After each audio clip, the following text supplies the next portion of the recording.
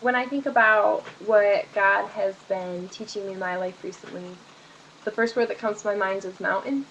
And that's because there's kind of been this theme in my devotionals and in my scripture readings and in different um, sermons I've heard about mountains. And I know it's because of what I'm going through personally in my life right now.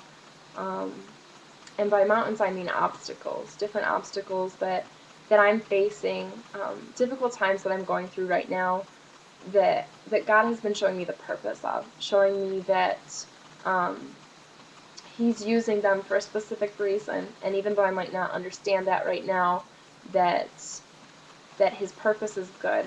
I think of the scripture verse that says, He works all things together for the good of those who love Him and are called according to His purposes. And I've really seen that in my own life. And at times it's been really difficult to understand what those purposes are. And right now I'm having trouble doing that, but I'm learning to really trust that there is a good purpose, and that God is faithful in the obstacles that we face. That He doesn't make us go through them alone. That He's there with us at all times.